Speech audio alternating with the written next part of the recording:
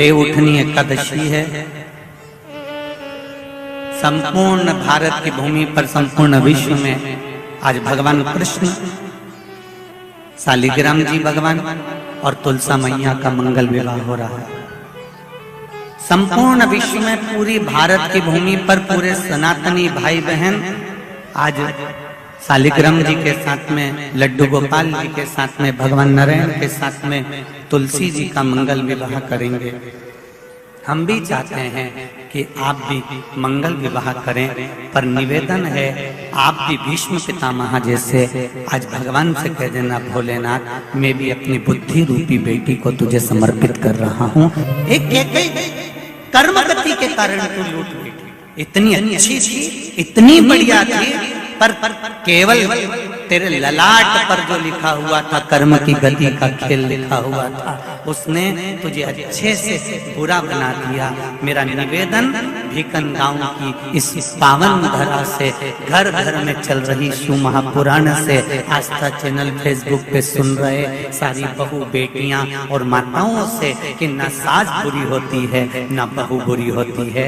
सास नहीं चाहती कि मैं कोई अपशब्द बोलूं, वही बहू भी नहीं चाहती कि कोई अपशब्द बोलूं, पर ललाट पर जब कर्म गति उल्टी पड़ती है तो अपने आप जिह्वा से अपशब्द निकल ही देती है। यह कर्म गति का। अब ऐसे समय पर क्या करोगे आप?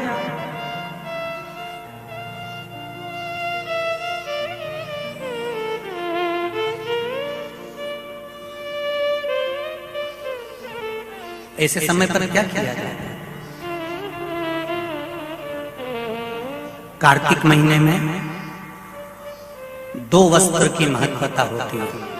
ध्यान लगाना जरा, जितनी भी माताएं बैठी हैं, चाहे वो सासू माँ हो चाहे बहुएं हो, बेटियां भी कभी ना कभी बहू बनेंगी और आप भी कभी ना कभी सास बनेंगे, स्मरण रखें। कार्तिक महीने में 2 वस्त्र का विधान है, एक पीले कलर का वस्त्र और एक लाल कलर का वस्त्र।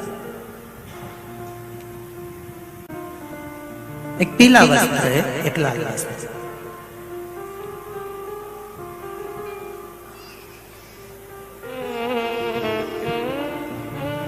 आज देवउठनी एकादशी है।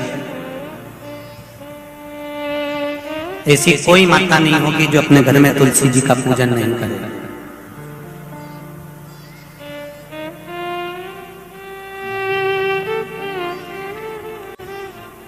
घर की मां यदि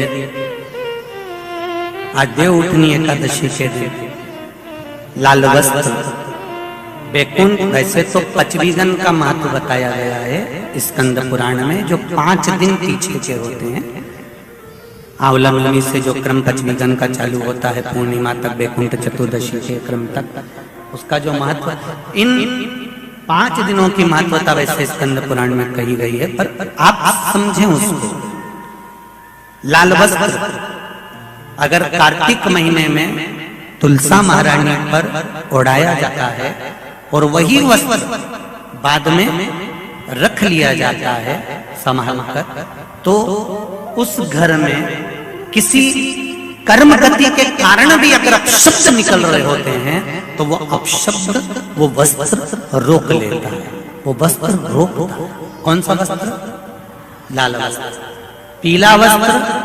इन 5 दिन में अगर तुलसा महारानी को चढ़ाया जाता है और उसको रखा जाता है, तो जिस नारी के गर्भ से संतान नहीं भी हो रही होती है, उसके कक्ष में अगर वो वस्त्र कुछ दिन तक रखा रहता है तो ये निश्चित आती है कि गर्भ ठहरता जरूर है। ये पीले वस्त्र की और लाल वस्त्र की महत्वता कार्तिक महीने में।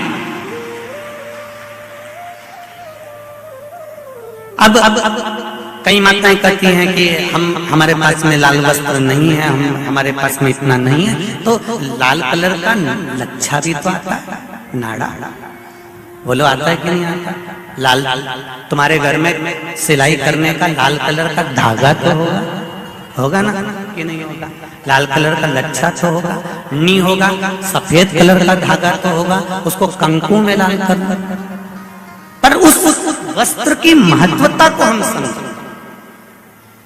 जैसे बांस की पिटारी में, ये तो तुम लोगों की परिभाषा है। आजकल की माताएं तो सुहाग का सामान प्लास्टिक की टोकरी में रख कर देती है, पर हमारे यहाँ नहीं लिखा कि प्लास्टिक की डलिया में सुहाग की सामग्री दो। हमारे यहाँ कहा कि जो वंश बढ़ावे, जो वंशकार होते हैं ना, बांस बनाने वाले होते हैं, वंशकार होते हैं, इनको तो तुम्हें रोज धन्यवाद देना चाहिए। जो बांस का टोकरी बनाते हैं, सुपड़ा बनाते हैं, बांस का सामान बनाते हैं। आज भी विवाह में हमारे यहाँ मंडप भी बांस का होता है, सुपड़ा भी बांस का, डलिया भी बांस की। सबसे पहले खलमट्टी अगर आती है, शादी के ब्याह में सबसे पहले मिट्टी आती है, बांस की टोकरी में आती है। एक नियम है। क्यों? क्योंकि जिसकी शादी में मट्टी, इधर लाते मट्टी, जिसकी शादी में मट्टी बांस की डलिया में आती है, उसको संतान के लिए डॉक्टर को दिखाने की जरूरत नहीं पड़ती। जिसकी शादी की शुरुआत प्लास्टिक की डलिया से होती है, फिर उसको टेस्ट भी करवाना ही पड़ता है।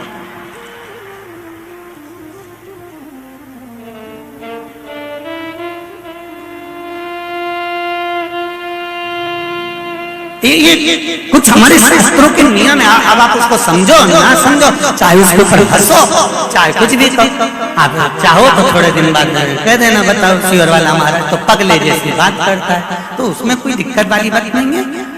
पगले का अवार्ड हमको ही मिलने वाला है, उसमें कोई दिक्कत वाली बात नहीं। पर उसको समझो कि हमारे सनातन धर्म में ये वंशकार, बांस का सामान बनाने वाले, बांस की डलिया बनाने वाले, बांस का सुपड़ा बनाने वाले, सबसे पहले ये वंशकार हुए, फिर खवास नाई ये हुए, फिर चर्मकार हुए, जूता चप्पल बनाने वाले, फिर अन्य जितने हमारे यहाँ, इनको लोग कहते हैं कि इनको हमारे यहाँ से हटा दिया, ऊंची जाति वालों ने इनको पीछे हटा दिया। कोई इनको पीछे हटाने वाला नहीं है। केवल तुम्हारी बुद्धि से लोग तुमको भ्रष्ट कर रहे हैं कि हमको नीचा दिखा रहे हैं, हमको ऊंचा दिखा रहे हैं। किसी जात में, किसी समाज में ये नहीं कहा गया कि इनको नीचा दिखाना। प्रत्येक समाज में, चाहे ब्राह्मण के घर की शादी हो, चाहे क्षत्रिय के घर की शादी हो, चाहे वैश्य के घर की शादी हो, सबसे पहले वंशकार की डलिया आती है, वंशकार आता है। सबसे पहले हमारे यहाँ अगर पादुका बनाई जाती है तो सबसे पहले चर्मकार आता है, सबसे पहले हमारे यहाँ खवास आता है। पहले